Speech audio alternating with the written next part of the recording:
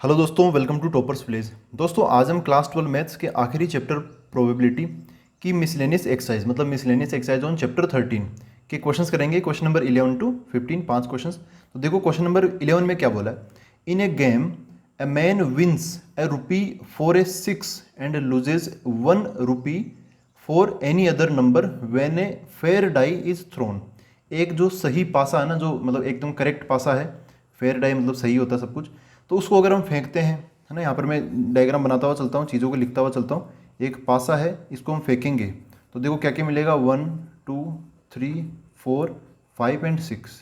ठीक है, तो जो अगर 6 मिलेगा उस पर क्या मिलेगा 6, तो वो 1 रुपया जीत जाएगा। यहाँ पे बोला ना wins a rupee for a 6।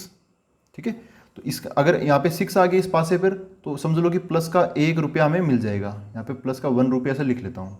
ठीक है, अच्छा फिर क्या बोला, एंड लूजेज ए रुपी, 1 रुपया अगर खो देगा फॉर एनी अदर नंबर, अगर 6 के अलावा और कुछ आ जाता, मतलब इनमें से कोई एक नंबर आ जाता है, तो फिर वो 1 रुपया खो देगा, मतलब माइनस का 1 रुपी हो जाएगा। ठीक है, उसके बाद the man decided to throw a die thrice but to quit as and when he gets a 6। तो देखो ऐसा है कि एक कोई भी वो व्यक्ति है ना, कोई भी आदमी है, वो उस डाई को, ये गेम खेलना चाहता है कितनी बार, 3 बार। ठीक है, decided to throw a die thrice, 3 बार खेलना चाहता है लेकिन वो रुक जाएगा। But to quit as and when he gets a 6, अगर उसको 6 मिल जाएगा ना तो फिर वो गेम को रोक भी देगा। ठीक है, अगर वो उसको 6 नहीं मिलता तो फिर वो मैक्सिमम टू मैक्सिमम कितनी बार खेलेगा, 3 बार। ठीक है, decided to throw a dice thrice, 3 बार खेलने की वो सोचेगा, लेकिन जैसे ही उसको बीच में 6 मिल जाएगा वो छोड़ देगा, क्विट मतलब छोड़ देगा वो गेम। ठीक है, तो मतलब सफलता मिल जाएगी, फिर छोड़ देगा वो। फिर देखो यहाँ पर क्या बोला है, फाइंड द एक्सपेक्टेड वैल्यू। ओहो, एक्सपेक्टेड वैल्यू समझ रहे हो ना, ये क्या पूछ लिया गया यहाँ पर, मीन। वो आता था ना expectation of X, random variable, तो वही चीज़ यहाँ पर मीन पूछा, तो ये रैंडम वेरिएबल का क्वेश्चन है। Expected value of the amount he wins और लूजेज।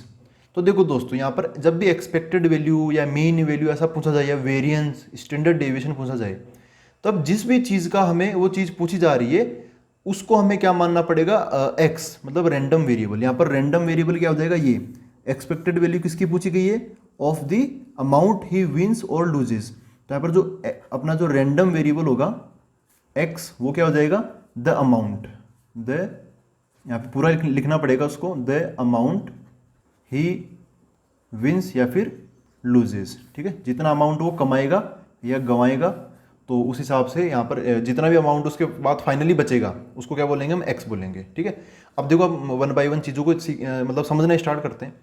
देखो हो क्या रहा है, वो पासे को मैक्सिमम कितनी बार फेंकने की सोची है उसने, 3 बार फेंकने की सोची है। ठीक है, 3 टाइम्स थ्राइस। तो हो सकता है, देखो वो गेम कब रोकेगा, या तो 3 बार वो खेले, उसको एक बार भी सक्सेस ना मिले। यहाँ पे सक्सेस को मैं क्या मान लेता हूँ, तो सक्सेस को मैं ऐसे समझ लेता हूँ कि सक्सेस क्या है यहाँ पर बोला ना, the man decided to throw a die thrice but to quit as and when he gets a 6। तो मैं सक्सेस बोल देता हूँ गेटिंग ए 6। अगर हमें 6 मिल जाता है या फिर उस इंसान को 6 मिल जाएगा पासे पर, तो उसको समझ लो सक्सेस मिल जाएगी। और जैसे सक्सेस मिल जाएगी तो 6 रुपये के साथ में उसको 1 रुपया मिल जाएगा ना, 6 रुपये नहीं सॉरी, 6 नंबर आने के साथ में उसको 1 रुपया मिल जाएगा। ठीक है, और वो वहीं पे गेम स्टॉप कर देगा। तो अब गेम स्टॉप करने के ऐसा नहीं है कि बस वो हम 3 बार खेलेंगे, यहाँ पे कुछ केसेस बनेंगे, ये केस बनाने वाला क्वेश्चन है। तो देखो सबसे पहला केस क्या बनेगा अपना, सबसे पहला केस, केस 1, ऐसा हो सकता है कि उसको फर्स्ट टाइम में ही सक्सेस मिल जाए, मतलब एक थ्रो में उसको क्या मिल जाए, 6 मिल जाए। मतलब फर्स्ट केस में क्या हो जाएगा, he gets 6 on first throw. पहली बार जब वो पासा फेंकेगा उसी टाइम उसको क्या मिल जाए, 6 मिल जाए।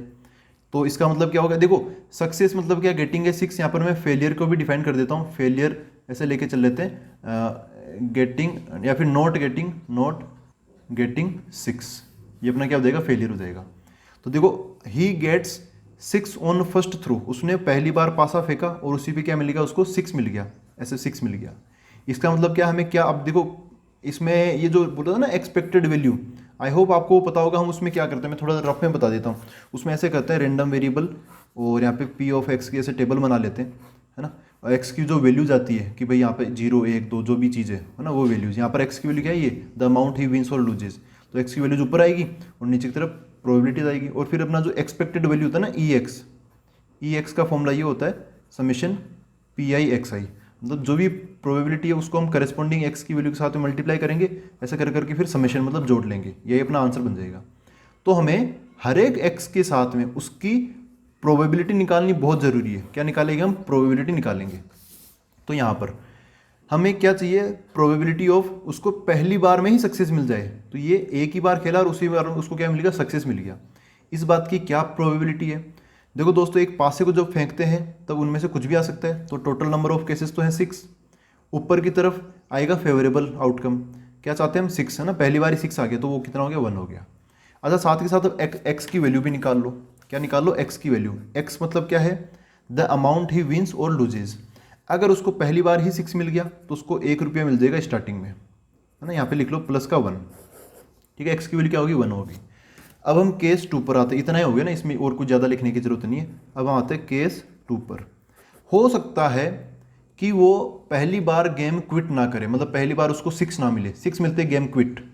ठीक है, हो सकता है कि वो उसको दूसरी बार सफलता मिले, है ना, दूसरे थ्रो में, मतलब ऐसे कि he gets 6 on second throw, है ना, दूसरी बार में उसको 6 मिले।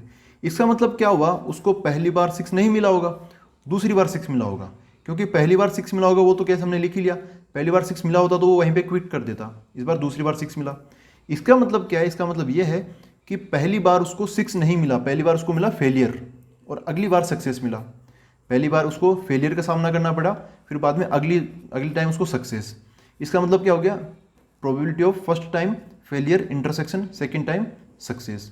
देखो दोस्तों, यहाँ पे जो भी हम पासा उछाले ना, ये पहली बार पासा उछाला फिर दूसरी बार पासा उछाला, ये ना इंडिपेंडेंट है। और इंडिपेंडेंट क्यों है, क्योंकि यार यहाँ पर कुछ भी मिले उसका फर्क दूसरे वाले पर 6 मिलने ना मिलने पे कोई फर्क थोड़ी पड़ेगा।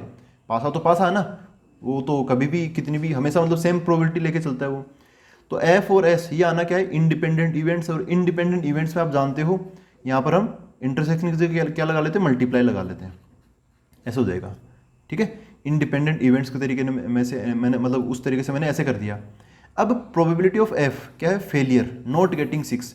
अगर 6 नहीं मिलेगा तो इनमें से 5 में से कुछ ना कुछ मिलेगा, तो इसकी कितना आ जाएगी, 5/6 आ जाएगी, मल्टीप्लाई बाई सक्सेस मतलब 6 आना, तो उसकी प्रोबेबिलिटी कितनी हो जाएगी, 1/6 हो जाएगी। कुल मिला के कितना हो गया, 5/36 ये हो गया। ठीक है, अच्छा पैसों का हिसाब भी लगा लो। यहाँ पे ये ना, ये तो ये कट मारा मैंने, ऐसे कट मारा ऐसे, तो पैसों का हिसाब किताब लगाते हैं, मतलब एक्स की वैल्यू। एक्स क्या है, द अमाउंट ही विंस और लूजेज। तो देखो, जब वो पहली बार हारेगा तब उसको -1 रुपया चुकाना पड़ेगा, प्लस मतलब -1 रुपया, मतलब 1 रुपया उसको देना पड़ेगा सामने। और जब दूसरी बार वो जीत जाएगा तो उसको 1 रुपया वापस मिल जाएगा। कुल मिला के एक्स की वैल्यू क्या होगी, इस बार 0 हो गई। ठीक है, तो एक्स की वैल्यू 1, उसकी प्रोबेबिलिटी है 1/6। एक्स की वैल्यू 0, इसकी प्रोबेबिलिटी कितनी है, 5/36। अब हम आते हैं थर्ड केस पर, केस 3। इसका मतलब क्या होगा, देखो पहली बार हार गया, दूसरी बार जीत गया। अब हो सकता है कि उसको तीसरी बार सफलता मिले, पहली 2 में ना मिले। तो इसका मतलब क्या हो गया, he gets 6 on third throw, है ना, तीसरी बार उसको सफलता मिले। इसका मतलब ये है, उसको सीधा सीधा ऐसे कुछ इक्वेशन बैठी होगी उसके काम में कि पहली बार कुछ नहीं मिला, दूसरी बार कुछ नहीं मिला और तीसरी बार उसको 6 मिल गया हो। ठीक है, 3 बार तो वो मैक्सिमम खेलेगा ही खेलेगा। तो इसका मतलब क्या हो गया, प्रोबेबिलिटी ऑफ पहली और दूसरी बार फेलियर एफ और अगली बार सक्सेस, तो यहाँ पे सक्सेस। अच्छा, फेलियर की प्रोबेबिलिटी क्या है, 5/6 मल्टीप्लाई बाई, फिर अगेन फेलियर तो 5/6 मल्टीप्लाई बाई, फिर लास्ट में सक्सेस, इसकी 1/6। इसको सोल्व करेंगे तो 5 5 25 हो गया और नीचे की तरफ 6 6 6 216 हो गया। ठीक है, अच्छा यहाँ पर पैसों का हिसाब किताब भी लगा लेते हैं। एक्स बराबर, जब वो पहली बार लूज करेगा तो -1 रुपया, दूसरी बार भी लूजेस तो -1 और तीसरी बार सक्सेस तो प्लस का 1। तो कितना आ गया, माइनस का ये कट के माइनस का 1 रुपया हो जाएगा। ठीक है, तो इस केस में एक्स की वैल्यू क्या है, -1 और इसकी करस्पॉन्डिंग प्रोबेबिलिटी क्या है, 25/216। अब यहाँ पे एक लास्ट केस बचता है, केस 4, वो भी मैं लिख लेता हूँ। तो जनरली ना बच्चे वो मिस कर जाते हैं, है ना, वो केस भूल जाते हैं, पता नहीं क्यों। लेकिन एक केस और होगा, क्या, केस 4। वो क्या होगा, देखो दोस्तों, उसको ना गेम खेलना है। यहाँ पर क्या बोला है, the man decided to throw a die thrice, वो 3 बार फेंकने का सोचता है कि भाई मैं इसको 3 बार फेंकूंगा, अगर मिला तो मिला, नहीं तो फिर छोड़ दूंगा, ठीक है, 3 बार से ज़्यादा नहीं है थ्राइस, बट टू क्विट, लेकिन वो छोड़ देगा अगर उसको 6 मिल जाएगा तो, अगर उसको 6 नहीं मिलेगा तब तो नहीं छोड़ेगा, अगर उसको पहले 6 मिल जाएगा तब छोड़ देगा, ठीक है। तो एक केस वो बच गया कि अगर उसको एक बार भी 6 ना मिले तब तीनों ही बार उसको फेलियर का सामना करना पड़ेगा, ठीक है। तो यहाँ पर मैं फोर्थ केस क्या लेके चलूंगा, मतलब आएगा ही आएगा कि ये केस है ना, अगर नहीं आ रहा तो इसका मतलब मिस्टेक हो रही है कुछ। तो यहाँ पे फोर्थ केस क्या हो जाएगा, he does not get any 6 in any of the 3 throws, वो जो 3 बार थ्रो करेगा उनमें उसको एक बार भी 6 ना मिले, does not get any 6 in any of the 3 throws. तो इसका मतलब क्या हो जाएगा, उसको हर बार हार का सामना करना पड़ेगा, पहली बार भी हार, दूसरी बार भी हार, तीसरी बार भी हार। तो यहाँ पे क्या हो जाएगा, probability of failure failure failure, failure की प्रोबेबिलिटी मतलब वो 1 2 3 4 5 आना है ना, तो क्या हो जाएगा 5/6 5/6 एंड 5/6। ओवरऑल कितना हो गया 555 125 और 666 216। अच्छा पैसों का हिसाब किताब लगाओ, x इक्वल टू पहली बार हारेगा तो -1 रुपया, दूसरी बार भी -1, तीसरी बार भी हारेगा तो -1, ओवरऑल -3 रुपये का, मतलब 3 रुपये का उसको नुकसान हो जाएगा अगर वो ये केस बना तो, ठीक है। तो इतनी सारी चीज़ें हमने लिख ली है। अब मैं यहाँ पर वो बना लूँगा एक टेबल, किसकी, प्रोबेबिलिटी डिस्ट्रीब्यूशन टेबल, उसमें ऊपर आएगी x की वैल्यूज़ और नीचे आएगी px की वैल्यूज़। तो देखो x की वैल्यूज़ क्या क्या है यहाँ पर, आप करस्पॉन्डिंग 4 केस बने ना, 4 केस में देखते चलो। सबसे पहले वाले केस में x की वैल्यू 1 है, वो 1 रुपया कमाएगा, तो प्रोबेबिलिटी क्या है उसकी 1/6, तो यहाँ पे देगा 1/6। फिर अगले केस में केस 2, x की वैल्यू क्या है 0, तो उसके साथ करस्पॉन्डिंग प्रोबेबिलिटी क्या है 5/36, तो क्या देगा 0 के साथ में 5/36। उसके बाद में थर्ड केस, उसमें है x की वैल्यू -1 और प्रोबेबिलिटी ये है, तो ये भी लिख लेता हूँ, x की वैल्यू -1 और प्रोबेबिलिटी कितनी है 25/216, ठीक है। ये हो गया अपना कौन सा, थर्ड केस। अब एक फोर्थ केस ये बचता है लास्ट, इसमें x की वैल्यू क्या है -3 देखो -2 नहीं है, -2 मत लेना आप ऐसे फ्लो में, देखो 1 आ गया 0 आ गया माइनस है ना, -2 नहीं है, इस बार -3 आएगा डायरेक्ट, क्योंकि पहली बार तो हर बार सक्सेस मिल जाती थी तो वो 1 रुपया बैलेंस हो कर देता था, यहाँ पर तीनों ही बार हार है तो फिर वो ऐसे -3 बन जाएगा। इसकी प्रोबेबिलिटी कितनी है, ये 125/216, ठीक है, ये बन गया। अब यहाँ पर क्या पूछा है, एक्सपेक्टेड वैल्यू, क्वेश्चन में पूछा find the expected value of the amount, मतलब हमें x की एक्सपेक्टेशन वैल्यू, x का मीन पूछा है, तो यहाँ पर मैं लिखूंगा एक्सपेक्टेड वैल्यू ऑफ x, मतलब e ऑफ x, ये क्या होगा समेशन PI/XI। तो जो प्रोबेबिलिटीज है उनको हमें x की वैल्यू के साथ मल्टीप्लाई करना पड़ेगा, 1/6 इंटू 0, 1/6 इंटू 1/6 इंटू 1, यहाँ पे 1 है, फिर प्लस 5/36 इंटू 0, फिर आगे यहाँ पर 25/216 इंटू -1, तो यहाँ पे आ जाएगा 25/216 इंटू -1, फिर प्लस ये पहला हो गया, दूसरा, तीसरा, अभी चौथा, ये अपना कितना हो जाएगा 125/216 इंटू -3, ये हो गया, ये अपना चौथा हो गया।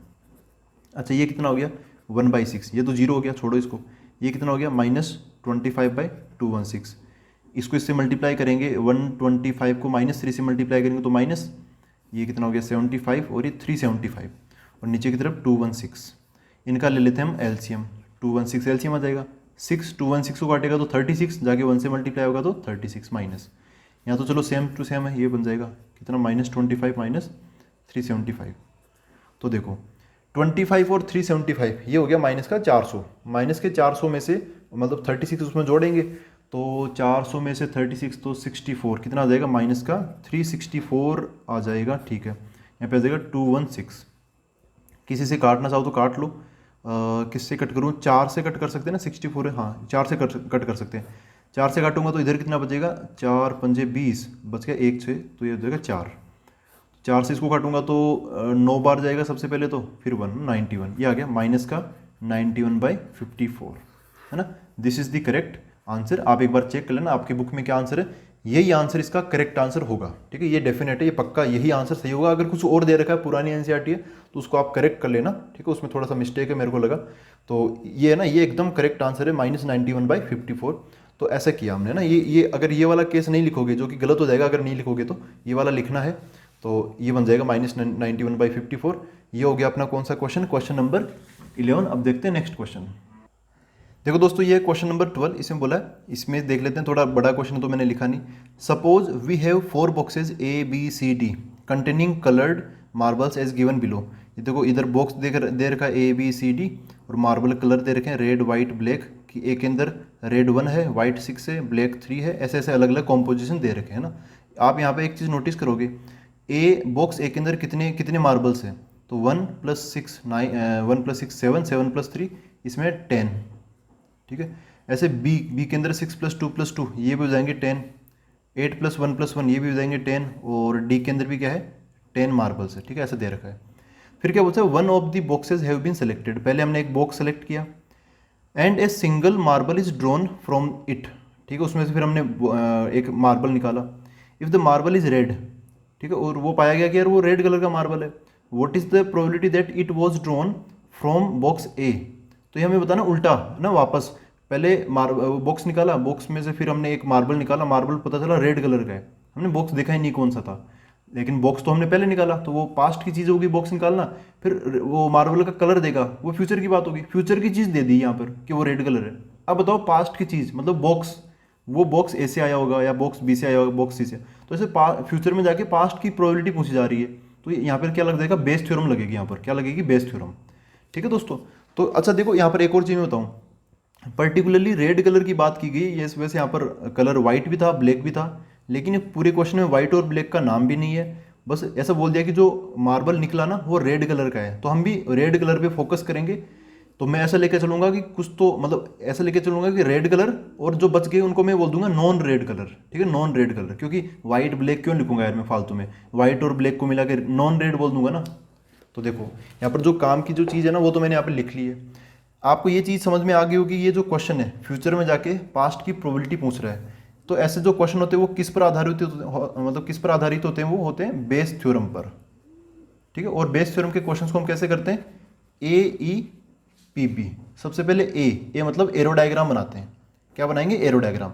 और एरो डायग्राम हम एकदम क्रोनोलॉजी में बनाते हैं कि भाई सबसे पहले क्या हुआ होगा फिर क्या हुआ होगा ऐसे। तो जब हम एक मार्बल निकालेंगे तो पहले मार्बल थोड़ी निकालेंगे, पहले हम बॉक्स को सिलेक्ट करेंगे। तो यहाँ से मैं काम चालू कर रहा हूँ, समझो कि यहाँ से मैंने ए बॉक्स सेलेक्ट किया, या फिर बी सेलेक्ट किया, या फिर सी सेलेक्ट किया, या फिर डी बॉक्स सेलेक्ट किया, ठीक है। यहाँ पर किसी भी बॉक्स को सेलेक्ट करने की प्रोबेबिलिटी सेम ही है, यहाँ पे 4 बॉक्स है ना, तो किसी को भी सिलेक्ट कर लो प्रोबेबिलिटी सेम आएगी। अच्छा उसके बाद में समझो कि बॉक्स ए हमने सेलेक्ट किया, बॉक्स ए में इधर मैं लिख लेता हूँ टोटल, क्या लिख लेता हूँ यहाँ पे, टोटल। तो टोटल जैसे ए वाले में कितने हैं 10 है, बी वाले में भी 10 है, सी वाले में भी 10 है, और इधर डी वाले में भी कितने हैं 10 मार्बल्स है टोटल। तो ए के अंदर कितने मार्बल है 10, और इसमें भी 10, सी में भी 10, और डी में भी कितने मार्बल है 10 मार्बल्स है। अच्छा इन 10 मार्बल्स में से अब क्वेश्चन है ना रेड मार्बल पे फोकस्ड है, तो मैं यहाँ पे बस 2 ही कैटेगरी बनाऊंगा, ऐसे यहाँ पे 3 नहीं बनाऊंगा कि एक के अंदर रेड वाइट ब्लैक, ऐसे नहीं, रेड और नॉन रेड। तो यहाँ पे आ जाएगा पहली चीज़ रेड कलर, और फिर नॉन रेड कलर, या फिर नॉन रेड समझ लो। रेड कलर कितने हैं एक के अंदर, तो एक के अंदर 1 है, और बच गए कितने, टोटल 10 है ना, तो 1 तो है रेड कलर का, और बाकी जो 9 बच गए वो है नॉन रेड कलर के। ऐसे यहाँ पर मैं बना लूँगा, रेड कलर के कितने हैं, बी के अंदर 6 है, रेड कलर के 6, और वैसे नॉन रेड कितने होंगे फिर, नॉन रेड वो 4 बच जाएंगे। अब उनको मैं लिख भी नहीं रहा क्योंकि उनका जिक्र ही नहीं ना, तो मैं लिखूंगा ही नहीं अब उनको। ऐसे यहाँ पर आ जाएंगे, तो रेड कलर के कितने हैं भैया इसमें, सी के अंदर इसमें 8, तो नॉन रेड के 2 जाएंगे, रेड कलर के 8 है, और नॉन रेड कलर को मैं लिख ही नहीं रहा, ठीक है, उसको छोड़ रहा हूँ, इसको काट ही देता हूँ, इसका कोई मतलब रहा नहीं। यहाँ पे 2 केस तो बनेंगे, लेकिन फिर भी दूसरे का कोई मतलब नहीं, तो मैं नहीं लिख रहा। रेड कलर के डी के अंदर कितने हैं 0, ठीक है, और जो भी बचेंगे 10 के 10 वो इधर की तरफ आ जाएंगे, जिसको मैं लिख नहीं रहा, ऐसा हो गया, इसको भी मैंने लिखा नहीं, ठीक है दोस्तों। अब आप प्रोसेस से चलो ना, आपको जिस चीज़ से मतलब है बस उसी का डायग्राम यहाँ पे दिखना चाहिए। पहला हो गया एरो डायग्राम, बहुत बढ़िया एरो डायग्राम है, कोई दिक्कत नहीं है इसके अंदर। फिर ई मतलब क्या होता है, इवेंट्स, हमें यहाँ पर इवेंट्स मानने पड़ेंगे। मैं हमेशा बोलता हूँ जब भी आप ऐसा डायग्राम बनाते हो ना, मैंने मतलब बहुत सारे क्वेश्चन कर लिया यार इस मेथड से, AEPB से, एक भी क्वेश्चन इससे ऐसा मतलब इधर उधर नहीं हुआ, सारे क्वेश्चन बेस थ्योरम वाले इससे बन ही जाते हैं, पक्का बन जाएंगे, और एकदम सटीक तरीके से बनते हैं इससे। अब आता है ए तो हो चुका ना एरो डायग्राम। ई मतलब क्या, इवेंट्स। यहाँ पर जो फर्स्ट लेवल के मैंने ऐसे बना दी ना ए बी सी डी, इनको तो इवेंट मानना ही मानना है, और इधर उस चीज़ को इवेंट मानना है जिसका जिक्र क्वेश्चन में है। क्वेश्चन में रेड कलर का जिक्र, तो हम ये जो रेड कलर वाले हैं ना, ये रेड कलर का मार्बल आना, उसको भी एक इवेंट मान लेंगे। नॉन रेड वाला या फिर वाइट वाला, ब्लैक वाला, उसको इवेंट मानना ही मत, उसका कोई काम ही नहीं है। अगर उसको मानोगे तो वो यूजलेस ही रह जाएगा। तो यहाँ पे मैं सबसे पहले मैं पहला इवेंट मानता हूँ E1। E1 क्या है, गेटिंग बॉक्स ए, मतलब यहाँ पे बस इतना लिख लेता हूँ, बॉक्स ए। E2 ये क्या हो जाएगा, गेटिंग बॉक्स बी। फिर E3 गेटिंग बॉक्स सी। लास्ट में E4 इवेंट। इन चारों को तो मानना ही मानना है, सबका काम पड़ता है। फिर क्या जाएगा, ये box D, getting box D. इतना हो गया। इधर से किस चीज़ को इवेंट मानते हैं, नॉन रेड को या रेड को, रेड को, जो क्वेश्चन में जिसका जिक्र है उसको, ठीक है। तो गेटिंग रेड मार्बल, इसको मैं इवेंट मान लूंगा। अब यार ए तो ऑलरेडी मान चुका, तो आर मान लेता हूँ। चलो आर इवेंट क्या हो गया, गेटिंग रेड मार्बल, ठीक है, ये हो गया। अब इसके बाद में इवेंट्स हमने मान लिया। अब पी फॉर प्रोबेबिलिटी। हमें यहाँ पे जो जो इवेंट्स हमने लिखे इन सब की प्रोबेबिलिटी लिखनी है। तो सबसे पहले प्रोबेबिलिटी ऑफ E1, मतलब बॉक्स ए आने की क्या प्रोबेबिलिटी है। आप यहाँ से स्टार्ट करते हो, मान लो एक अंधेरे कमरे में ये चारों बॉक्स रखे हुए हैं, तो चारों सब कुछ सेम साइज की, यहाँ पे कुछ किसी में भी कोई भी डिफरेंस है ही नहीं, है ना। तो रेंडमली सेलेक्ट कर रहे हैं, तो यहाँ पे 4 बॉक्स है। किसी भी एक बॉक्स को सिलेक्ट करने का तरीका क्या हो जाएगा, जैसे हमें ए को सिलेक्ट करना, तो ए अपने आप में 1 है, और डिवाइड बाई टोटल कितने बॉक्स है, 4। तो इसकी प्रोबेबिलिटी 1/4, इसकी भी 1/4, इसकी भी 1/4, एंड इसकी भी 1/4, ठीक है। तो प्रोबेबिलिटी E1 कितना हो गया, 1/4। प्रोबेबिलिटी ऑफ E2 ये भी कितना आ जाएगा, 1/4। प्रोबेबिलिटी ऑफ E3 ये भी आ जाएगा 1/4, एंड प्रोबेबिलिटी ऑफ E4 ये भी आ जाएगा 1/4। इतना हो गया। अब हमें यहाँ पे R की प्रोबेबिलिटी भी लिखनी पड़ेगी। क्या है, R गेटिंग रेड मार्बल। लेकिन ये थोड़ा थोड़ा चेंज होता रहेगा, क्योंकि आप समझो बात को, ए बॉक्स के अंदर 10 टोटल मार्बल है, जिसमें से रेड कलर का एक ही है ना। रेड कलर आने की प्रोबेबिलिटी सब में सेम थोड़ी है, अलग अलग है।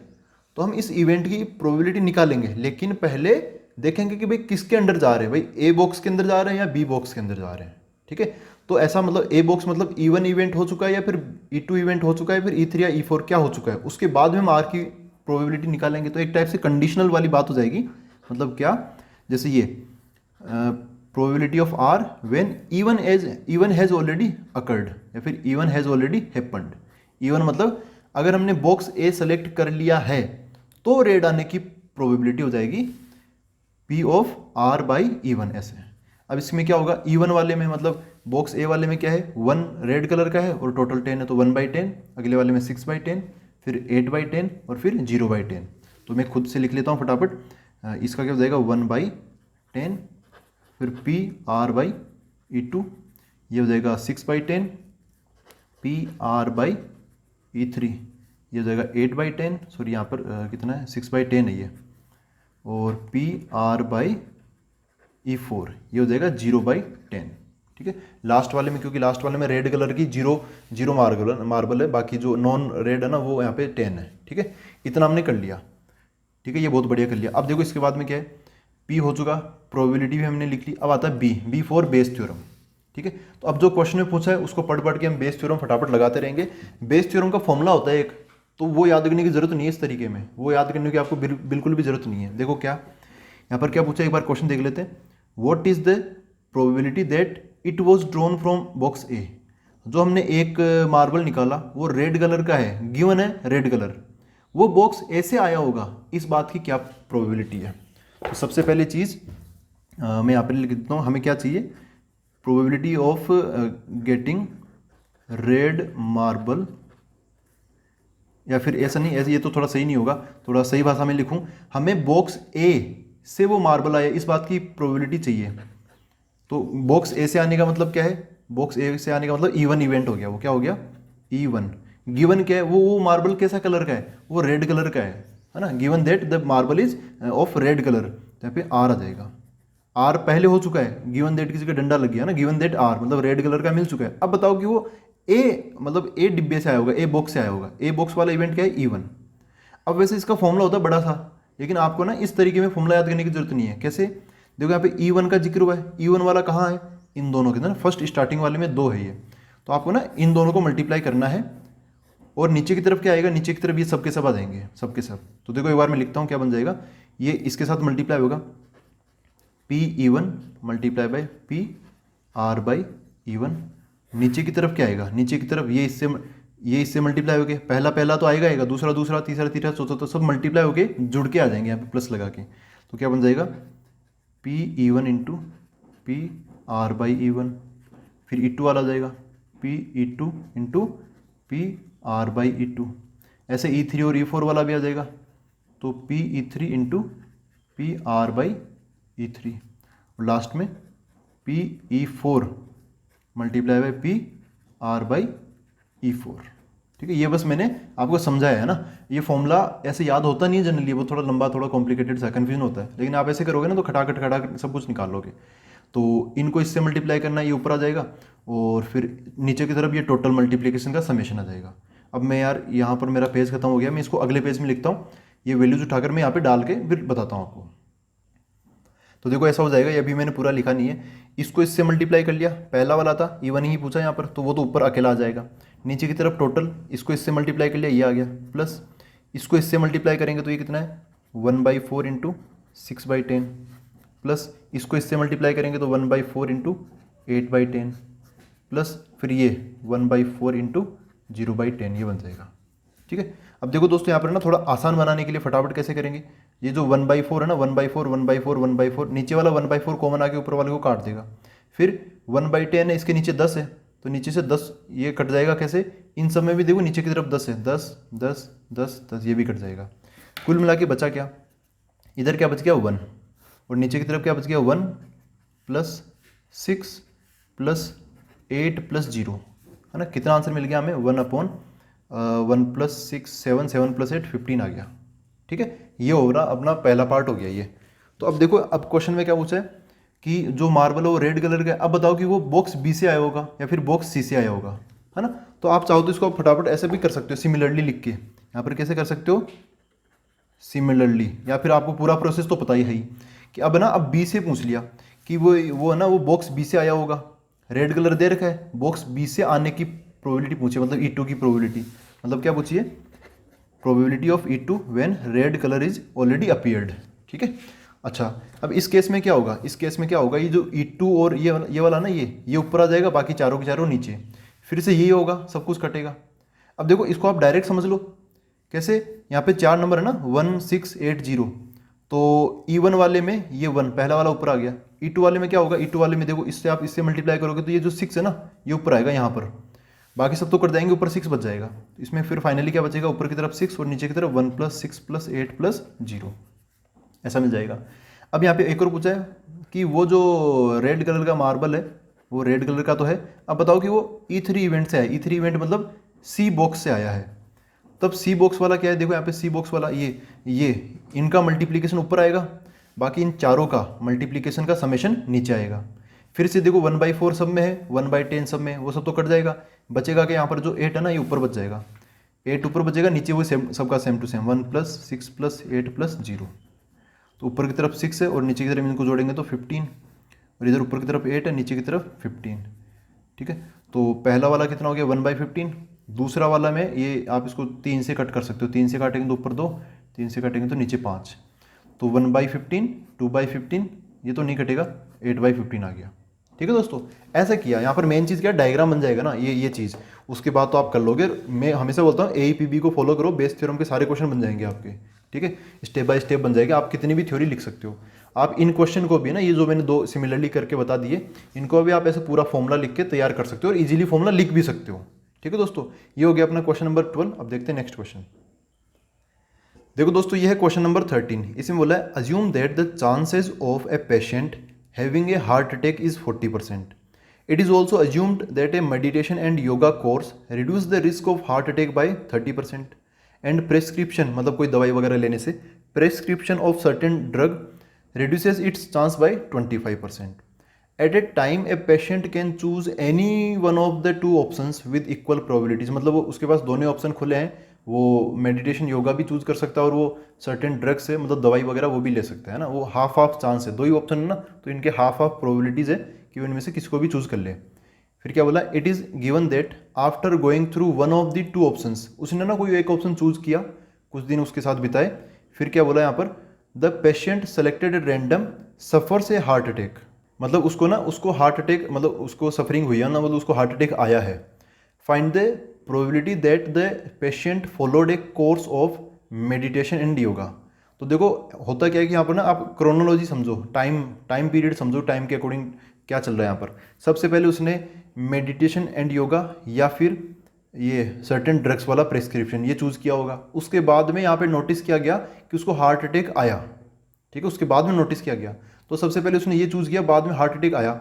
अब देखो ऐसा बोल रखा है कि हार्ट अटैक उसको आ चुका है, अब बताओ उल्टा कि भाई वो मेडिटेशन योगा उसने किया होगा, है ना। ऐसे फ्यूचर में जाके पास्ट की प्रोबेबिलिटी पूछी जा रही है। इसका मतलब यहाँ पे क्या लगेगी, बेस थ्योरम लगेगी। तो यहाँ पर हम क्या लगाएंगे इस क्वेश्चन के अंदर, क्वेश्चन नंबर 13 में लगाएंगे हम बेस थ्योरम। और बेस थ्योरम हम कैसे करते हैं आपको पता है, AEPB। ए मतलब क्या, एरो डायग्राम। तो एरो डायग्राम बनाऊंगा सबसे पहले। एरो डायग्राम बनाते टाइम ध्यान क्या रखूंगा कि क्रोनोलॉजी का ध्यान रखूंगा। सबसे पहले उसने क्या किया होगा, यहाँ से दो रास्ते चुने होंगे, एक तो मेडिटेशन एंड योगा और दूसरा क्या है, कोई सर्टेन ड्रग्स मतलब प्रेस्क्रिप्शन लिख लो यहाँ पे, एक दवाई ली उसकी उसने, ठीक है। अच्छा, मेडिटेशन योगा या फिर प्रेस्क्रिप्शन दोनों ही तरफ जाने की उसकी जो प्रोबेबिलिटी है वो क्या है, हाफ हाफ है। यहाँ पे बोला इक्वली लाइकली है, ठीक है, वो इनमें से कुछ भी चूज कर सकता है। उसके बाद में देखो यहाँ पर क्या बोला है कि भाई उसको हार्ट अटैक नहीं आएगा है, मतलब उसकी जो हार्ट अटैक आने के चांसेस है ना वो कम हो जाएंगे, कितने, 30% से, है ना, रिड्यूस हो जाएंगे। और इसके अंदर कितने रिड्यूस हो जाएंगे, यहाँ पर इसमें बोलता है दवाइयों में 25% इसमें रिड्यूस हो जाएंगे उसके हार्ट अटैक आने के चांस। लेकिन फिर भी हार्ट अटैक आने के चांस तो रहेंगे, मतलब पूरे जीरो रिड्यूस हो गए, मतलब खत्म थोड़ी हो जाएंगे, 100% थोड़ी रिड्यूस हो जाएगा, कुछ तो बचेंगे फिर भी चांस। तो हार्ट अटैक आने के चांस क्या होंगे, देखो यहाँ पे मैं लिख लेता हूँ हार्ट अटैक, इधर भी लिख लेता हूँ हार्ट अटैक, ठीक है। तो यहाँ पर कितने कितने होंगे, 30% है, 30% रिड्यूस हो गया तो अब कितना बचेगा, 70%। इधर कितना बचेगा, 25% कम हो गया तो यहाँ पे कितना बचेगा, 25%, ठीक है। अब कुछ बच्चों को डाउट होगा कि यार जो 40% दे रखा उसका क्या करें। तो एक टाइप से जो रिड्यूस हुआ ना, ये रिड्यूस वो है रिड्यूस 30% ऑफ 40%। पहले समझो एकदम स्वस्थ इंसान है, उसको मतलब उसमें तो फिर समझो 100% मतलब एकदम स्वस्थ है, उसको हार्ट अटैक आने के चांस है ही नहीं। फिर समझो थोड़ी से हम बीमार पड़े या फिर समझो कुछ भी हमें बीमारी होगी, फिर अपने हार्ट अटैक आने के चांस हो गए 40%, ठीक है। अब उस 40% का 30% रिड्यूस हो जाएगा अगर हम मेडिटेशन योगा करेंगे, लेकिन उस 40% का फिर भी 70% तो बचेगा ना भाई, 70%, उस 40% का 70% बता रहा हूँ मैं, समझ गए मेरी बात। उसको मैं लिख नहीं रहा क्योंकि वो 40% सब पर ही दिखेगा, तो उसको मैं लिख ही नहीं रहा, वो उसको लिखोगे तब भी वो कट जाएगा, इसलिए मैं उसको लिख नहीं रहा, ठीक है। आई होप आप समझ गए हो। यहाँ पर अरे यार ये गलती कर दी ना, 40% का 25% रिड्यूस हो जाएगा तो 75% बचेगा 40% का अभी भी, कि उसको हार्ट अटैक आएगा, ठीक है। ऐसा हमने डायग्राम बना लिया। आई होप अब आप ये 70% 75% समझ गए हो। अब उसके बाद में ए मतलब एरो डायग्राम बन चुका है। फिर आता है ई मतलब इवेंट्स मानना। तो इवेंट्स हम मान लेते हैं, ये जो ना ये इसको मैं मान लेता हूँ कि ये इवेंट क्या है, E1, और इसको क्या मान लेता हूँ, इवेंट E2। और यहाँ पर हार्ट अटैक आना, क्योंकि यहाँ पे क्वेश्चन में बोला है कि जिस इंसान को हमने सेलेक्ट किया ना उसको हार्ट अटैक आ चुका है, तो हम ये जो रिड्यूस होना इसको हम वो इवेंट नहीं मानेंगे, हार्ट अटैक आने को हम इवेंट मान लेंगे ए, ठीक है। ये अपना ए इवेंट है। हार्ट अटैक इधर मेडिटेशन योगा के बाद भी आ सकता है या फिर prescription of a certain drug, उससे भी हमें हार्ट अटैक आ सकता है, ठीक है। तो ये ए इवेंट हमने मान लिया। तो इस बार मैं ज़्यादा लिख नहीं रहा ना कि E1 is this, A is this, ऐसा नहीं लिख रहा। तो ए हो गया इवेंट, ऐसे मैंने डायग्राम में मान लिया। फिर पी फॉर प्रोबेबिलिटी। अब मैं यहाँ पे प्रोबेबिलिटी लिखूंगा जो जो मैंने माना उन सब की। तो सबसे पहले प्रोबेबिलिटी ऑफ E1, ये कितना हो जाएगा, देखो इक्वली लाई के लिए तो इसकी प्रोबेबिलिटी क्या हो जाएगी 1/2। फिर प्रोबेबिलिटी ऑफ E2, ये भी कितनी हो जाएगी 1/2, है ना। E2 मतलब प्रेस्क्रिप्शन लेने वाला। अब मैं एक ही प्रोबेबिलिटी लिखूंगा, लेकिन कैसे, एक्चुअली एक ही प्रोबेबिलिटी यहाँ पे 70% है, यहाँ पे 75% है ना, अलग अलग है। तो एक ही प्रोबेबिलिटी लिखने से पहले, हार्ट अटैक की प्रोबेबिलिटी बताने से पहले मेरे को ये जानना पड़ेगा कि उसने मेडिटेशन किया या योगा किया, है ना। तो तो इस ए से पहले E1 हो चुका होगा, तो A/E1 ये कितना है, अब लिखूंगा मैं 70%। E1 मतलब ये मेडिटेशन योगा वाला, उसके तहत 70% है, तो 70/100। इसको आप चाहो तो 0.7 या फिर 70/100 ना 7/10 लिख लो, है ना, ठीक है 7/10। अच्छा यार ऐसे रहने दो, क्योंकि फिर 75 में फिर जीरो थोड़ी काटूंगा, ऐसे रहने दो आप, 70/100 ही रहने दो। अब हार्ट अटैक आने की प्रोबेबिलिटी कब, जब उसने प्रेस्क्रिप्शन ली हो, अलग अलग है ना, तो अलग अलग लिखूंगा। इसमें कितना 75%, तो ये कितना हो जाएगा 75/100 ही हो जाएगा, ठीक है। प्रोबेबिलिटीज़ का काम भी हो गया। अब लास्ट काम क्या है, be for Bayes theorem. Question में क्या पूछा है कि भाई जिस इंसान को हार्ट अटैक आया है उसने मेडिटेशन योगा किया होगा, है ना, इस बात की प्रोबेबिलिटी, किस बात की प्रोबेबिलिटी, कि उसने मेडिटेशन योगा किया होगा, मतलब प्रोबेबिलिटी ऑफ, यहाँ पे लिख देता हूँ मेडिटेशन एंड योगा, ये एक ही बात है ना, या एंड से आप इंटरसेक्शन मत समझ लेना। फिर यहाँ पे वो ओब्लिक, गिवन डेट क्या है कि उसको हार्ट अटैक आया है, मतलब ए इवेंट हो चुका है ए। यहाँ पर क्या लग जाएगा, अपना लग जाएगा बेस थ्योरम। तो बेस थ्योरम के अकॉर्डिंग पहले इसको ना थोड़ा मॉडिफाई कर लेते हैं। मेडिटेशन योगा चूज करना, वो कौन सा इवेंट है, E1, तो प्रोबेबिलिटी ऑफ E1। फिर अच्छा यहाँ पे डंडा आ जाएगा, फिर ए तो अपना है ही वो हार्ट अटैक वाला, है ना, तो यहाँ पर क्या आ गया अपना ए आ जाएगा।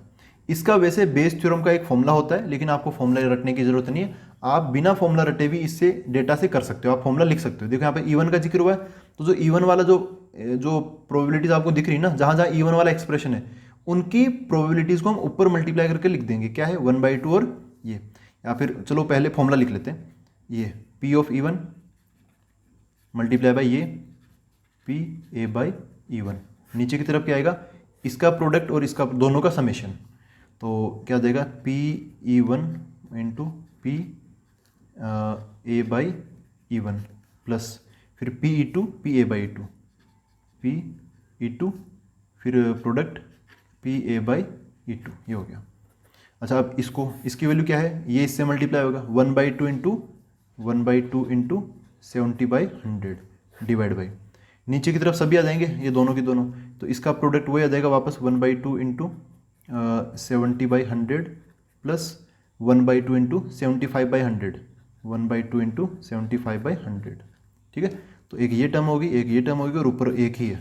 यहाँ पे काटापिटी कर लेते हैं, देखो यहाँ पे 1/2 1/2 1/2, नीचे से 1/2 आके ऊपर वाला कट जाएगा, फिर यहाँ पे 100 100 और इधर भी 100 है, तो नीचे जो डिनोमिनेटर है ना दोनों का वो भी कॉमन आके कट जाएगा।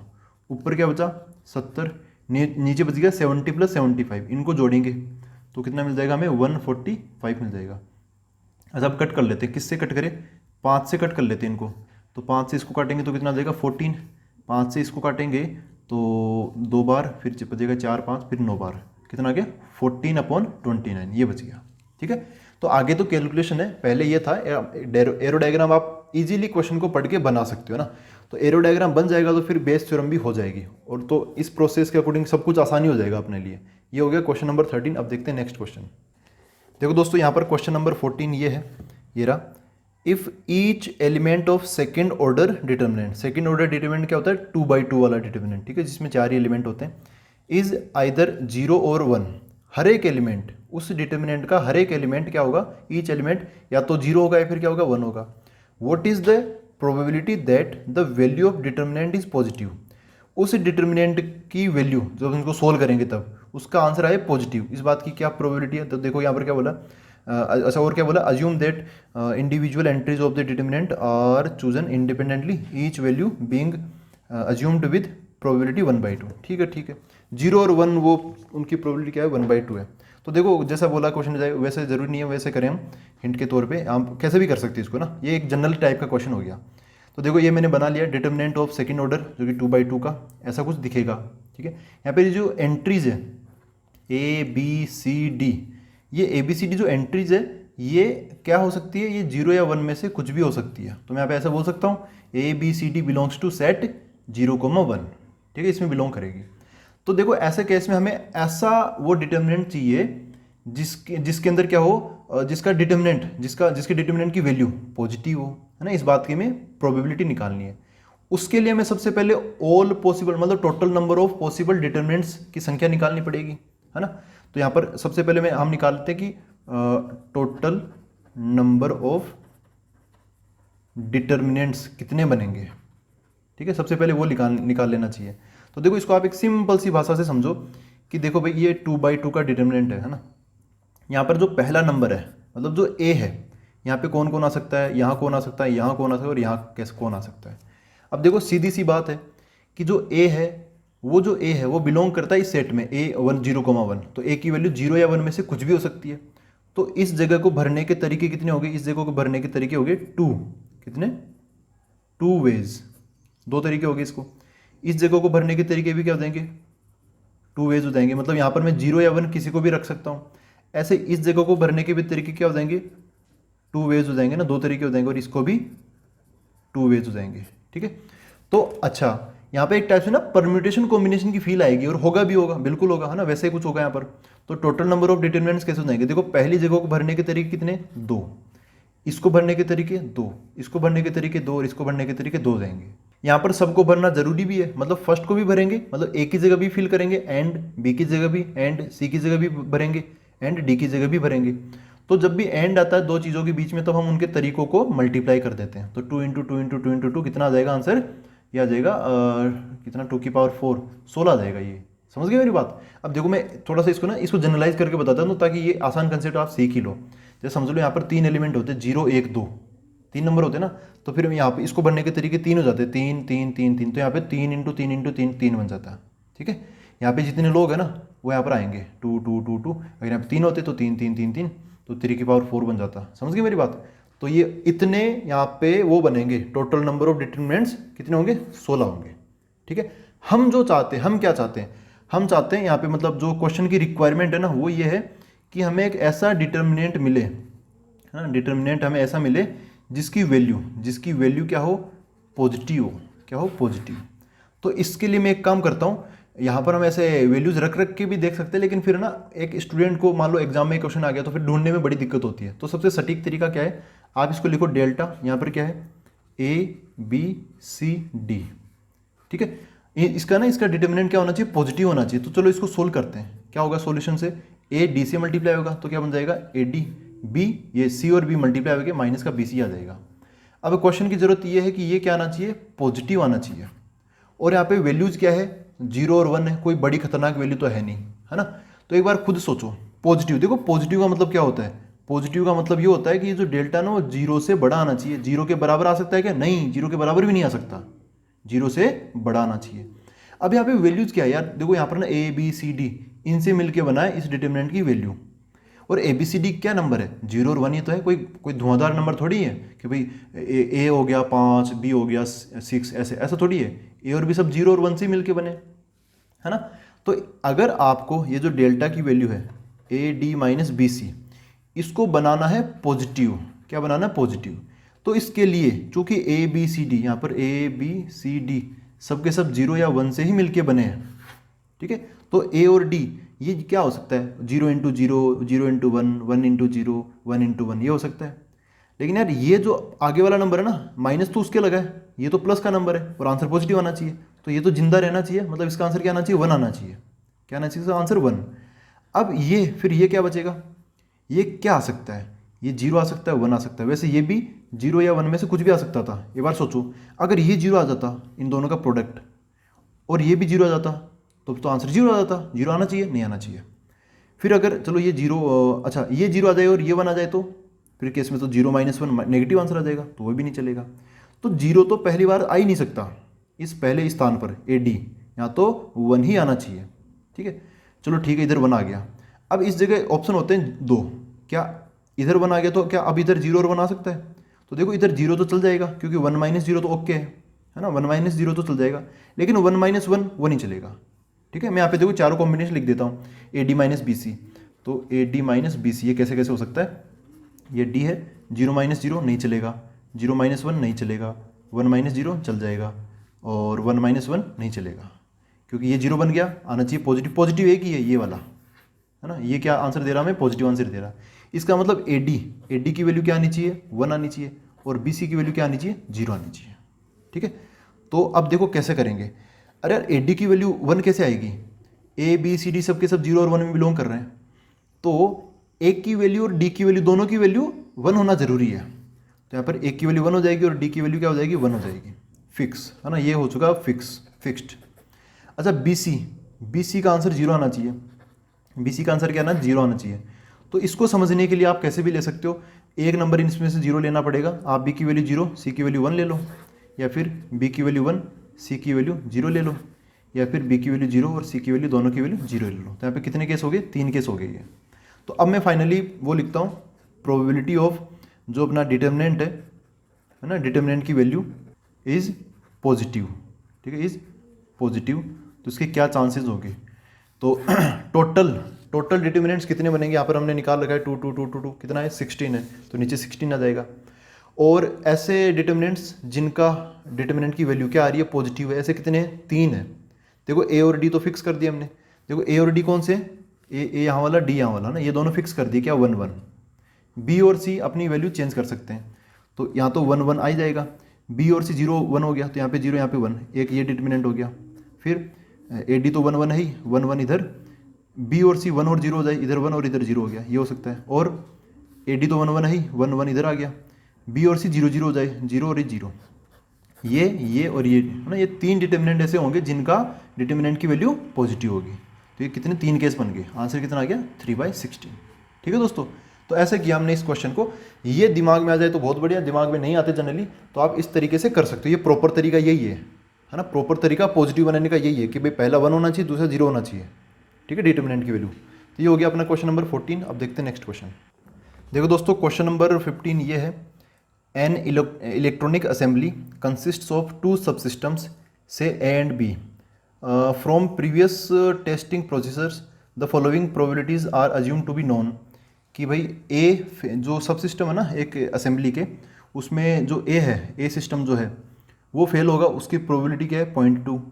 बी फेल्स अलोन, अच्छा यहाँ पर देखो ए अलोन नहीं लगा रखा, तो बस ए फेल होगा, उसके साथ में बी भी फेल हो सकता है ना, वो भी इसके अंदर छुपा हुआ है, तो इसको हमें समझना पड़ेगा। एक टाइप से ऐसा लग रहा है कुछ सेट टाइप से होगा ना, सेट में जैसे करते थे ना क्लास 11 वाले वैसे। तो फिर क्या देगा, probability of B fails alone, ये दे देगा 0.15। उसके बाद में यहाँ पर दे रखा probability of A and B fail, दोनों के दोनों फेल कर जाएंगे, तो इसकी प्रोबेबिलिटी क्या है, 0.15 है। इवेल्युएट द फॉलोइंग प्रोबेबिलिटीज, यहाँ पर दे रखा first part, probability of A fails, it is given that B has already failed. फिर यहाँ पर ये दे रखा है probability of A fails alone, ठीक है, ये सारी चीज़ें पूछी है। तो देखो यार, इसको ना हमें थोड़ा सेट से कनेक्ट करके करना पड़ेगा। यहाँ पर डेटा तो मैंने लिख रखा है ये कि भाई ये सब जो फेल हो रहा है वो सब, यहाँ पर ना कुछ इवेंट्स मान लेते हैं, क्योंकि हर बार में फेल फेल फेल ऐसा नहीं समझ सकते ना, इसमें थोड़ा कन्फ्यूजन होता है। तो एक काम करता हूँ मैं कि ये ना इवेंट लिख लेता हूँ। इवेंट ए का मतलब क्या है कि ए फेल्स, ठीक है। अब ये फेल वाला वर्ड छुप जाएगा, ऐसा मत कर लेना कि इस ए फेल्स को आप ए डैश मान लो, तो थोड़ा सा कन्फ्यूजन बन जाता है। आप सीधा सीधा ही मान लो, आप कन्फ्यूजन हो ही मत। ए फेल मतलब ए इवेंट है, और बी इवेंट मतलब क्या हो गया, बी फेल्स, ठीक है, ये इतनी सी बात होगी। अब यार थोड़ा सा ना डायग्राम बनाना सीखो इस सेट का, क्योंकि वो बहुत ज़रूरी होता है। कई बार कई क्वेश्चंस प्रोबेबिलिटीज़ के इसलिए दिए जाते हैं ताकि आप सेट में जो वेन डायग्राम है ना वो समझना सीखो। देखो जो ए इवेंट है उसका डायग्राम समझो यहाँ पर है, ठीक है, ये अपना पूरा का पूरा क्या हो गया, सैम्पल स्पेस हो गया ये। और जो बी इवेंट है उसका अपना डायग्राम यहाँ पर बन गया, ऐसा बना लिया हमने वेन डायग्राम। अब यहाँ पर दे रखा है ए फेल्स, क्या दे रखा है, ए फेल्स। ए देखो ए का पूरा पोर्शन बन जाएगा ये, है ना, ये पूरा पोर्शन क्या बन जाएगा, ए का बन जाएगा। और यहाँ पर अगर मैं पूरे अलग अलग पोर्शंस की बात करूँ तो ये जो ए का गोला है वो तो ए हो ही गया, बी वाला गोला बी हो गया। अब अगर मैं इस पोर्शन की बात करूँ ना, ये वाला पार्ट, ये डॉट डॉट डॉट लगा रहा हूँ ये वाला, इसका मतलब क्या है, इसका मतलब ये है कि ए फेल अलोन। देखो इधर है ना, बस ये इधर वाला डॉट डॉट डॉट, तो जो मैं ऐसे डॉट डॉट डॉट डॉट ऐसे लगा रहा हूँ ना, ये क्या है, ये है ए फेल्स अलोन, ठीक है, ए अकेला फेल होगा, समझ गए। देखो ए इवेंट का मतलब क्या है, ए फेल्स, तो ये अभी ए वाली तरफ ही है ना, ये कॉमन वाला तो आया ही नहीं, है ना, इसका मतलब क्या हो गया, ये क्या हो गया, ए फेल अलोन, अकेला ए वाला, ये वाला पार्ट, ठीक है दोस्तों। अच्छा अगर मैं ये बीच वाले की बात करूँ, जो बीच में ना ब्लैक कलर में बना देता हूँ ऐसे, ठीक है, तो यहाँ पर जो मैंने ऐसे ब्लैक कलर में ऐसे तिरछा तिरछा बनाया बीच के अंदर, वो क्या हो जाएगा, वो हो जाएगा दोनों, है ना, ए और बी दोनों का कॉमन, मतलब A and B both fail, है ना, दोनों के दोनों फेल हो रही है, दोनों असेंबली उसमें फेल हो रही है, ठीक है, ये हो गया। अच्छा अब इसको कैसे बनाऊँ, इसको कुछ अलग टाइप से बना लेता हूँ। हाँ, इसको ऐसे कुछ ऐसे बना लेता हूँ, ऐसे लाइंस बनाकर ऐसे खड़ी लाइंस तैयार कर लेता हूँ, है ना, बस उधर वाला, ओनली उधर वाला। जो मैंने इस प्रकार बनाया, ऐसे लाइन बना के ऐसे खड़ी चौकोर मतलब चेक्स के अंदर जो बनाया ना, वो क्या है, वो ओनली बी की तरफ वाला है, उसमें कॉमन हमने कुछ नहीं आया, है ना। तो उसका मतलब क्या हो गया, ओनली बी फेल्स अलोन, ठीक है, ओनली बी फेल होता है उसके अंदर अकेला। अब देखो यार, इनका ना नाम भी लिख लिया करो साथ के साथ। जैसे जो रेड कलर में ना, ये जो डॉट डॉट डॉट मैंने लगाया है ना, उसमें ए फेल हो रहा है, इसको सेट की फॉर्म में हम क्या बोलते हैं, इसको बोलते हैं ए माइनस बी। क्या बोलते हैं इसको, ए माइनस बी बोलते हैं, है ना, कि भाई ए में से बी वाले एलिमेंट हटा दो, बस ये इधर वाला ऐसे चांद जैसा है ना, क्रिसेंट जैसा बच गया, तो ये इसका नाम क्या होता है, ए माइनस बी। ये जो बीच में ना, बीच में, इसको तो आप जानते ही हो, ये तो क्या है, कॉमन, ये होता है ए इंटरसेक्शन बी। और जो इधर चौकोर में बच गया, अभी बी की तरफ बच गया, जब ए की तरफ बचा तो ए माइनस बी, बी की तरफ बचेगा तो बी माइनस ए, ये हो जाएगा, ठीक है। अब देखो हम धीरे चीज़ें कुछ कुछ यहाँ पर चीज़ें निकालना स्टार्ट करते हैं। सबसे पहले ये बताओ कि यहाँ पर जो दे रखा है, यहाँ पे जो डेटा दे रखा है ना, देखो इसको थोड़ा इधर कर लेता हूँ। यहाँ पर जो डेटा दे रखा है, जैसे यहाँ पर ये है प्रोबेबिलिटी ऑफ ए फेल्स, यहाँ पर ये क्या है, ये पूरा वाला हो जाएगा, ये इसको मैं बोल सकता हूँ पी ऑफ ए, यहाँ पे अलोन या ऐसा कुछ भी नहीं है। फिर यहाँ पे क्या बोला है, probability of B fails alone, B अकेला फेल हो रहा है, बी अकेला फेल होने वाला मतलब ये है ना, ये जो मैंने चौकोर चौकोर बनाया ना, इसमें क्या है, बी फेल्स अलोन, इसका मैथमेटिकली क्या नाम है, बी माइनस ए, है ना, सेट की फॉर्म में इसको हम क्या बोलते हैं, बी माइनस ए। तो ये हो गया प्रोबेबिलिटी ऑफ बी माइनस ए। अच्छा ए एंड बी दोनों फेल हो रहे हैं, है ना, तो इसका मतलब ये कौन सा हो गया, बीच वाला पोर्शन हो गया, इसका मतलब ये हो गया probability of A intersection B, ये हो गया, ठीक है दोस्तों। अब हम आते हैं फर्स्ट पार्ट पर, हमें पूछा क्या है। तो फर्स्ट पार्ट में हमें क्या पूछा है, प्रोबेबिलिटी ऑफ, यहाँ पर A fails given that B has failed. तो यहाँ पर ए फेल का मतलब क्या है, ए फेल का मतलब है इवेंट ए, तो probability of A given that B fails मतलब बी ऑलरेडी फेल हो चुका, तो यहाँ पर मैं बी लिख लूँगा। अब ये होगी कंडीशनल प्रोबेबिलिटी, इसका फॉर्मूला क्या होता है, इस डंडे के बाद में क्या है बी, तो पी बी नीचे आ जाएगा, और ऊपर की तरफ इन दोनों का इंटरसेक्शन, तो क्या आ जाएगा, इंटरसेक्शन बन जाएगा ए इंटरसेक्शन बी, ऐसा बन जाएगा, ठीक है। ए इंटरसेक्शन बी ये तो हमें दे रखा है, ये रहा 0.15, तो ऊपर की तरफ क्या आ जाएगा 0.15, लेकिन यार पी बी हमें नहीं दे रखा। यहाँ पे जो दे रखा है ना बी फेल्स अलोन, वो तो बी माइनस ए है, वो तो क्या है बी माइनस ए, ये इधर वाला पार्ट है, ये जो चौकोर चौकोर चेक्स में ना वो वाला पार्ट है। हमें चाहिए पी बी, है ना, पी बी चाहिए, तो वो कैलकुलेशन में इधर लेता हूँ। देखो पी बी क्या होगा, पी बी मतलब बी का सारा गोला, ये जो बी का सर्कल है ना, ये सारा का सारा। अभी जो बी का सर्कल है इसके दो टुकड़े हैं, कौन कौन से, एक तो ये ए इंटरसेक्शन बी और एक ये बी माइनस ए। अगर मैं इन दोनों की प्रोबेबिलिटीज़ को मिला दूं तो मेरे को बी की कंप्लीट प्रोबेबिलिटी मिल जाएगी, ठीक है। तो बी का मतलब क्या हो गया, probability of A intersection B plus probability of B minus A, समझ गए ना। पूरे बी के पोर्शन में दो दो टुकड़े हो गए, ए इंटरसेक्शन बी और B minus A, A intersection B और बी माइनस ए, इन दोनों को मिलाऊंगा तो कंप्लीट बी की प्रोबेबिलिटी मिल जाएगी। ए इंटरसेक्शन बी की प्रोबेबिलिटी देख रही है कितनी, 0.15, 0.15 प्लस, अच्छा बी माइनस ए इसकी प्रोबेबिलिटी कितनी है 0.15, तो यहाँ पर भी आ जाएगा 0.15, तो कितना आ गया 0.3 हो गया ये, ठीक है, ये हो गया। तो अब आप समझ गए ये पी बी की वैल्यू कितनी है 0.03, तो यहाँ पे आ जाएगा 0.03, पॉइंट हटाऊंगा तो ये आ जाएगा 15/30, 15 इस 30 को काटेगा तो आंसर कितना आ जाएगा 1/2, ठीक है। तो ऐसे हमने डायग्राम बनाया, एक एक चीज़ को समझ लिया और ऐसा कर लिया, इसको फर्स्ट पार्ट हो गया। अब देखते हैं सेकंड पार्ट, इसमें बोला है probability of A fails alone, A अकेला फेल होना चाहिए। तो सेकंड क्वेश्चन में पूछा है P of A fails alone. देखो ए फेल हो रहा है, ए फेल हो रहा है, तो ए फेल्स अलोन ये वाला क्या है, ये रेड वाला पार्ट है ना, रेड वाले पार्ट को मैंने ए फेल अलोन्स बोला, तो यहाँ पर ए फेल मतलब रेड वाला पार्ट ये हो गया डॉट डॉट डॉट वाला, इसका नाम क्या है ए माइनस बी। तो हमें क्या चाहिए यहाँ पे चीज़ bar probability of A minus B ये चाहिए, ठीक है। अच्छा ये कैसे निकालेंगे, हमें चाहिए ओनली ये रेड वाला पार्ट, इसकी प्रोबेबिलिटी बतानी है। तो देखो इसको कैसे करेंगे हम स्मार्टली, हम ये जो ए वाला सर्कल दिख रहा है, ए वाला सर्कल ये है ना, इसकी प्रोबेबिलिटी में से अगर मैं ये वाला है ब्लैक वाला, ऐसे जो मैंने ऐसे तिरछी लाइंस बना रखी है, इसकी प्रोबेबिलिटी माइनस कर दी इस पूरे सर्कल में से, तो मैं ये रेड वाला मिल जाएगा। तो पूरा कौन है ए, ये ब्लैक वाला कौन है ए इंटरसेक्शन बी, तो पूरे में से मैं ए इंटरसेक्शन बी माइनस कर दूंगा, ए में से ए इंटरसेक्शन बी माइनस कर दूंगा, तो क्या बचेगा ए माइनस बी बच जाएगा। तो पूरा मतलब ए में से मैं क्या माइनस कर दूंगा, A intersection B, intersection A है ना, ए में से उनका कॉमन माइनस कर दूंगा तो बस ए वाला बचेगा। अच्छा पी ए की वैल्यू क्वेश्चन में दे रखी है, पी ए कितना है, पी ए फेल्स कितना 0.2, तो यहाँ पे आ जाएगा 0.2 minus P A intersection B, ये कितना है, ए इंटरसेक्शन बी दे रखा है 0.15, तो ये कितना आ जाएगा 0.15। सोल्व करेंगे तो कितना मिल जाएगा 0. ये 20 समझ लो इसको, तो 0.05 ये बच जाएगा। ठीक है, ये जो हाफ है उसको भी आप 0.5 ऐसे लिख सकते हो। तो फर्स्ट पार्ट की प्रोबेबिलिटी क्या आ गई 0.5 एंड सेकेंड पार्ट की 0.05। कैसे किया, यहाँ पर हमने पहले ए फेल्स बी फेल्स इन सबको मैंने ना ए और बी बोल दिया, फिर यहाँ पे कॉम्बिनेशन भी है कि ये बी अकेला ए है, ए एंड बी दोनों, इस हिसाब से मैंने डायग्राम बना लिया। डायग्राम में पहले चीज़ों को समझा कि ए फेल्स मतलब ये इधर वाला, अच्छा ए वाला इधर वाला, ये ए फेल्स हो गया, बीच वाला मतलब ए एंड बी दोनों फेल हो रहे, इधर बी साइड वाला बी फेल्स अलोन। अच्छा इनका टेक्निकल नाम क्या होता है सेट की फॉर्म में, जो ए की तरफ वाला होता है ना वो होता है ए माइनस बी, जो कॉमन होता है वो होता है ए इंटरसेक्शन बी, जो बी की तरफ वाला होता है अकेला वो होता है बी माइनस ए। ऐसा समझ के फिर जो भी डेटा निकालना था वो इजीली निकाल लिया। ठीक है, तो ये हो गया अपना क्वेश्चन नंबर 15। आई होप ये आपको समझ में आया है। अब हम मिलते हैं अगले वीडियो के अंदर। Thank you very much.